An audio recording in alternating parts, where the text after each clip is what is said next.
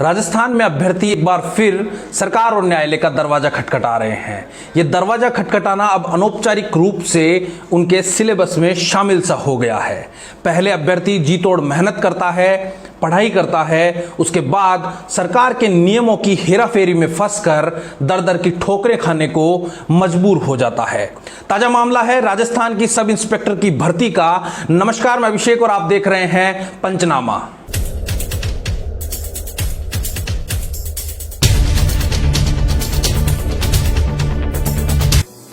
साल 2016 में एसआई की भर्ती के लिए सरकार ने 330 पदों पर अभ्यर्थियों से आवेदन मांगे। इससे पहले राजस्थान में एसआई की जो भर्ती हुई थी वह 2011 में हुई। इस वजह से कई अभ्यर्थी ओवरेज हो गए थे, जिसकी वजह से वो 2016 की परीक्षा में बैठ नहीं पा रहे थे। इस बाबत उन अभ्यर्थियों ने हाईकोर्ट के अंदर रिट लगाई और हाईकोर्ट ने उनको उम्र के मामले में छूट प्रदान की। सरकार ने एक बार वापस फॉर्म भरवाए जिसके अंदर ओवरेज अभ्यर्थी भी थे और बाकी अन्य अभ्यर्थियों को भी उसमें शामिल किया गया। 7 अक्टूबर 2018 को यह परीक्षा होनी थी। परीक्षा होने से 3 दिन पहले मतलब 4 अक्टूबर को सरकार ने इस भर्ती में 391 पदों की बढ़ोतरी कर दी। अब यह परीक्षा 721 पदों के लिए होनी थी। परीक्षा हो भी चुकी थी। परीक्षा हो जाने के बाद में गृह विभाग ने पुलिस सेवा भर्ती नियम 1989 का हवाला देते हुए यह कहा कि कोई भी सरकार किसी भी भर्ती में 50% से अधिक पदों को नहीं जोड़ सकती। इस नियम का हवाला देने के बाद में अभ्यर्थियों के भविष्य पर एक बार फिर से काले बादल मंडराने लगे और अब यह भर्ती 495 पदों के लिए हो चुकी थी।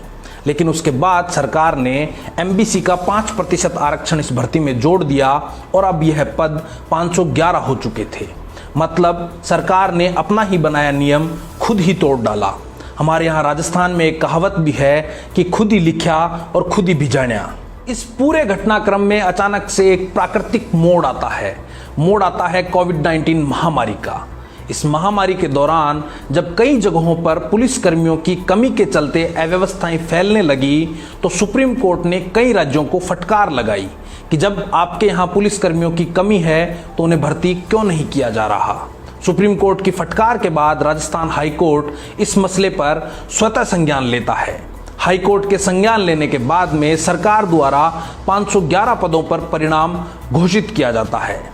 लेकिन 511 पदों से संतुष्ट न होकर कई अभ्यर्थी ट्विटर पर ट्रेंड चला रहे हैं कि बाकी के जो बचे हुए पद हैं उन पर भी परिणाम घोषित किया जाए।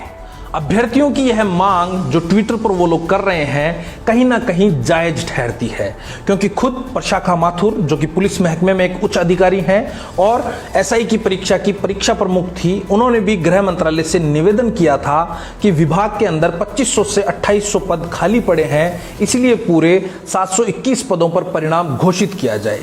लेकिन प्रशाखा माथुर के निवेदन का गृह मंत्रालय ने अभी तक न हाँ में जवाब दिया है न ना में जवाब दिया है और अभ्यर्थी एक बार फिर दर दर की ठोकरें खाने को मजबूर है और सरकार की भूल भुलैया में कहीं ना कहीं फंसते नजर आ रहे हैं। राजस्थान के मुख्यमंत्री अशोक गहलोत ने उच्च स्तरीय बैठक में सेवा भर्ती नियमों में संशोधन करने को कहा है ताकि बचे हुए अभ्यर्थियों को राहत मिल सके। इस बाबत उन्होंने एक ट्वीट भी किया है और उनका ट्वीट करने के बाद में कुछ अभ्यर्थियों को राहत जरूर मिली है। लेकिन सवाल यह उठता है कि सरकार हर परीक्षा में और हर भर्ती में ऐसी भूल भुलैया क्यों तैयार करती है जिसमें अभ्यर्थियों को फंसना पड़ता है और हर परीक्षा के बाद में उन्हें दर दर की ठोकरें खाने को मजबूर होना पड़ता है। खबरों को और रोचक किस्सों को जानने के लिए जुड़े रहिए पंचनामा के साथ। बहुत बहुत धन्यवाद।